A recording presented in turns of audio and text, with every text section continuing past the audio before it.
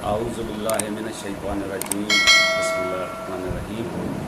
लाखों दरूद व सलाम रसूलुल्लाह सल्लल्लाहु अलैहि वसल्लम पर। अल्लाहुम्मा सल्लि अला सय्यिदिना मौलाना मुहम्मद व आलिहि व असहाबिहि अजमईन व बिरहमतिका या अरहमर राहिमीन। अहले वतन तमाम मुसलमानों को, तमाम बनीन व इंसानों को यौम पैदाइश मुबारक हो रसूल पाक सल्लल्लाहु अलैहि वसल्लम।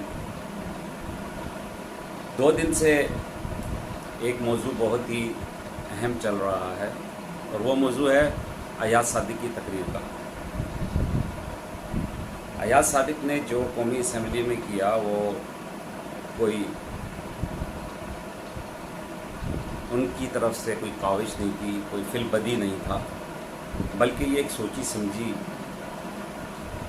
तकरीर थी जो कि उन्होंने अपने बड़ों के कहने पर कही। अगर कहीं बड़ों के कहने पे नहीं की तो उन्होंने इसकी कंसल्टेंसी ज़रूर की थी, यानी इस पर डिस्कशन ज़रूर हुई थी।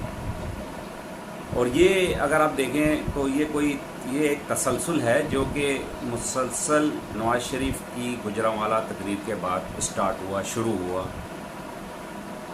और वो कोयटा के अंदर जो उन्होंने तकरीर की और जो उनकी बेटी ने कारनामा अंजाम दिया, मुजरमों की तस्वीरें उठाकर, उनके साथ तस्वीरें खिंचाकर, ये एक बहुत बड़ी घिनौनी साजिश है। इसके ऊपर खामोशी जो इख्तियार की गई उसकी वजह से ये तकरीर तक पहुँचे कौमी असम्बली में। मैंने अपने पिछले वीलाग में भी कहा था कि भाई वज़ीर आज़म पाकिस्तान और सदर पाकिस्तान को इनकी तकरीर पर जो ये इदारों पे हर्जा सराई कर रहे हैं, जो इदारों के ऊपर ये तहमतें लगा रहे हैं, उस पर फौरी तौर पे एक्शन लेना चाहिए। ये चीज़ें मुल्की सलामती के ऊपर खामोशी और बेतहाशा खामोशी किसी सूरत बेहतर हिकमत अमली नहीं होती। यहाँ पर हम लोग जनरल गफूर साहब को बहुत मिस करते हैं। वो ISPR में थे तो बहुत प्रॉपर और परफेक्ट रिस्पांस दिया करते थे।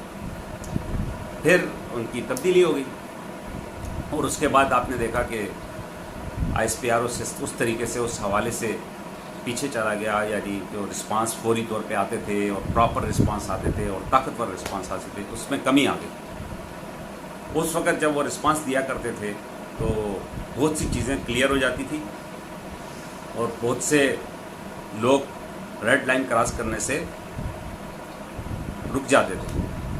अब इन्होंने रेड क्या, ब्लू क्या, येलो क्या, तमाम कलर्स की लाइनें जो हैं क्रॉस कर दी। बेहतर हो गया, सही हो गया। मगर उसके बाद जो ISPR ने रिस्पांस दिया, बेहतर रिस्पांस है, सही रिस्पांस है। मगर इसके अंदर एक चीज़ अब सब लोगों को समझनी पड़ेगी कि आप जिन लोगों से NRO देते हैं, जिन लोगों को आप फैसिलिटेट करते हैं, चाहे कोई भी हो, स्टेट में हो चाहे गवर्नमेंट में हो, इन मुजरिमों से जब रहमदिली का मुजाहरा करते हैं तो ये लोग फिर इसी तरीके से जब ताकतवर होते हैं तो अपना वार करते हैं। सांप को चाहे आप कितना भी दूध पिलाएं, उसने आप पर वार करना है। जब भी उसका जहर आएगा वो डसेगा। तो हम सबको एक बहुत बड़ा सबक जो कि मुसलसल मिल रहा है और जिस पर हम लोग अमल नहीं कर रहे, वो सबक है कि जो कानून एक आम आदमी के लिए है वही कानून एक ताकतवर के लिए भी होना चाहिए। उसको फैसिलिटेट नहीं करना चाहिए। अगर ताकतवर आदमी है तो उसको किसी सूरत उसको सपोर्ट नहीं करना चाहिए अगर वो कोई भी मुजरिम है। इदारे एक निज़ाम जिसको आइन कहते हैं, एक ज़ब्त जिसको आइन कहते हैं, जो कि SOPs हैं, हमारे इदारों के अपने SOPs हुए होते हैं, उसके तहत चलते हैं।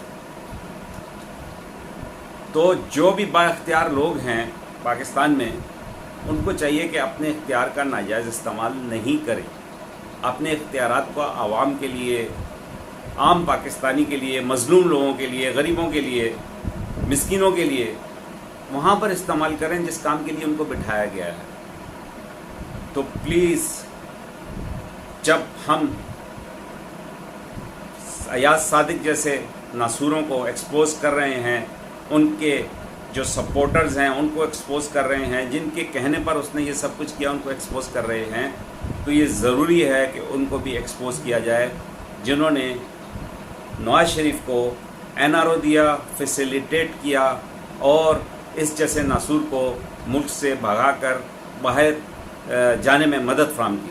واضح رہے کہ نواز شریف کے ساتھ پہلی دفعہ یہ کام نہیں ہوا، NRO نہیں ہوا۔ مشرف کے دور کے اندر بھی اس نے NRO لے کر جب وہ باہر گیا تھا اس وقت بھی ایک NRO ہوا تھا مشرف کے دور میں، اور یہ باہر گیا تھا اور پھر باہر بیٹھ کر اس نے جو کیا وہ بھی ریکارڈ کا حصہ ہے۔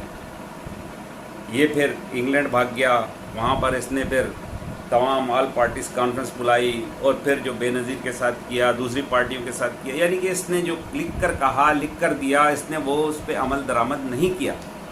تو ایک جھوٹا شخص ہے، ایک چالاک شخص ہے، ایک خود غرض شخص ہے، تو اس کے ساتھ کسی بھی قسم کی جو نرم رویہ ہے وہ نہیں ہونا چاہیے۔ ایسے لوگوں کو، ایسے مجرموں کو کیفر کردار تک پہنچانا چاہیے اگر وہ قومی مجرم ہے تو۔ اگر قومی مجرم نہیں ہے تو اس کو پھر چھوڑ دینا چاہیے، ایلیگیشنز تک معاملات نہیں رہنے چاہیے۔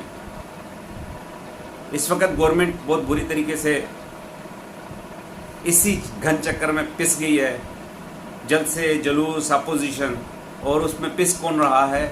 آپ اور میں، ایک عام عوام، کیونکہ گورنمنٹ کا فوکس اب اس طریقے سے عوام کو ریلیف دینے پر نہیں ہے، گورنمنٹ کا کنٹرول اس طریقے سے مافیاز کو پکڑنے میں نہیں ہے، کیونکہ گورنمنٹ فی الحال ایسا لگتا ہے کہ بیک فٹ پر ہے اور اپوزیشن کے حملوں پر اس وقت ڈیفنس کر رہی ہے۔ تو میری یہی درخواست ہے سب سے کہ خان صاحب ان سب گھن چکروں میں سے باہر نکلیں۔